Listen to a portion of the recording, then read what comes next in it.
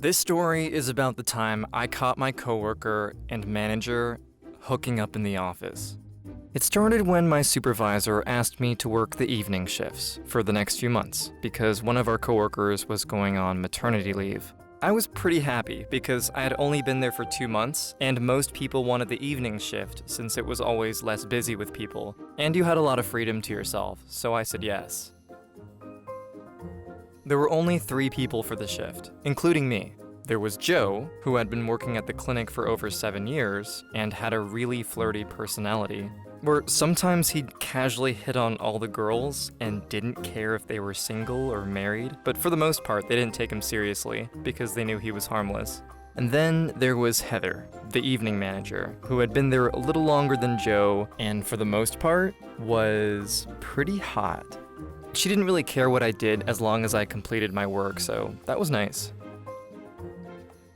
Anyways, it started small, with a few giggles coming from the back of the room. I could hear slight whispers between Joe and Heather, and then the occasional burst of laughter. Sometimes they'd walk over to my desk, and we'd all joke around. I knew they had been friends for a long time, and I could see a weird twinkle in both of their eyes whenever one of them said something. I wanted to ask what the deal was between them, but I never did, because my workplace didn't allow relationships to form. Or if they did, one of them would have to move to a different department to prevent any unwanted drama. So I figured I'd let them do their thing and have their fun.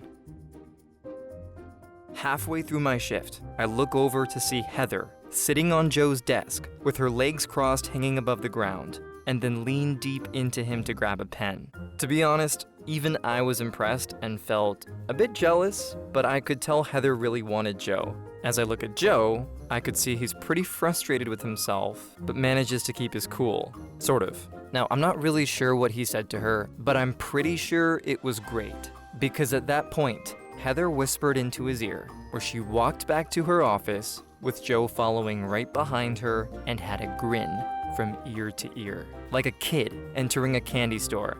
It didn't hit me at first because I was too busy putting in some insurance information, but I knew he got the golden ticket into the Willy Wonka factory. Joe didn't even make an effort to cover it up either. After 30 minutes, he came out with his tie shifted to the side, his shirt a little looser than before, and sweat sitting on his forehead like he was in a sauna. The funny thing was, I wasn't the only person to see him come out. A patient did too. But all he did was casually smile and went back to his desk like a boss.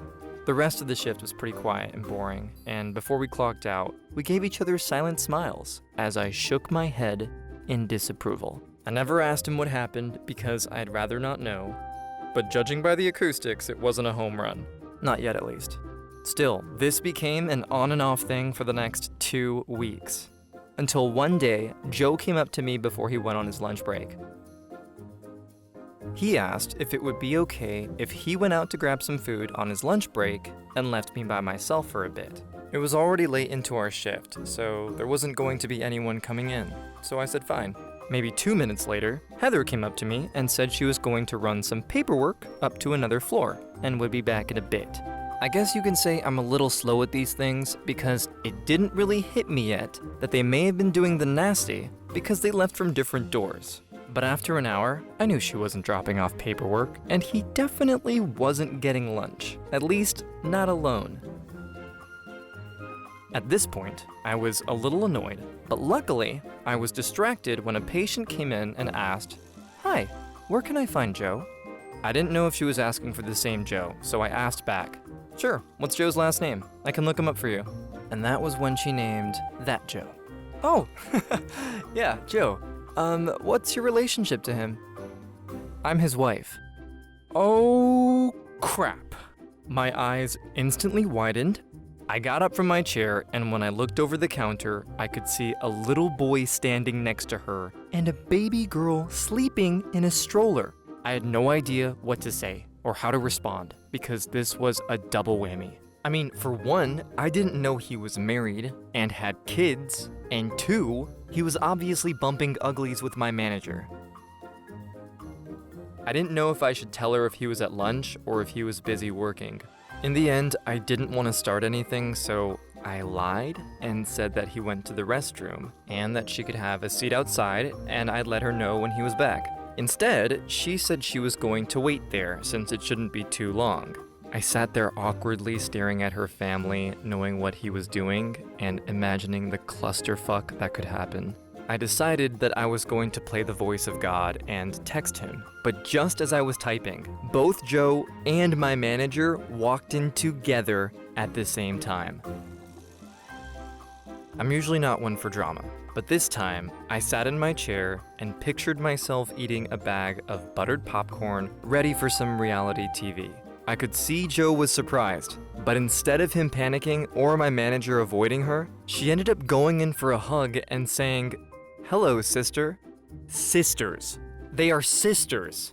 WTF. I don't think I blinked once, and I'm pretty sure something flew into my mouth because I was completely speechless. While they were hugging, I could see Joe look at me, and when we made eye contact, he gave me a shut the fuck up look and then introduced me to his wife. I knew I wasn't going to say anything because it wasn't my business, but damn. You'd think this rattled them, but instead, this continued for at least 2 months. And by then, I had gone back to my old shift. But one day, my supervisor told me to go to Human Resources because they wanted to speak with me. When I sat down, she asked me if I had noticed anything odd that needed to be brought up to their attention during the time I worked the evening shift. I didn't want to say anything that would get someone fired, but I definitely wasn't going to get fired for them either. I played as dumb as I could, trying to be neutral and not assume anything. And then she went straight for it and told me why I had been called in. She said they had some video footage showing 2 employees scanning into a room during my evening shift a few weeks ago, and they were interviewing people for statements. She said it was going to be anonymous, and that she wanted to know if I knew anything about this or people scanning into the room. I wasn't sure if she was testing me, or if she knew I knew what was going on. But without a doubt she knew I knew because I have a horrible poker face.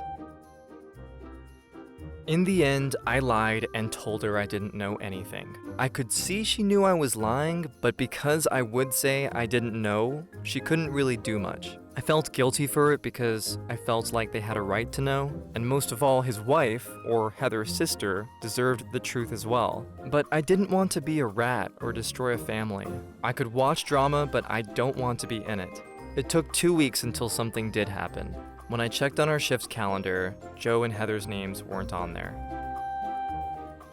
It turned out Human Resources didn't really need my statement anyway. They just wanted further evidence. They already had video footage, and when they used their badges to scan in, both Joe's and Heather's names logged into the system. My supervisor said they quit, but really, we all knew they were forced to resign for their activities. What I hear from the grapevine, those weren't the only things that happened during the night shifts, and I would later see more crazy stuff. Anyway, this was one of my work stories. Thank you for listening. I hope you enjoyed it.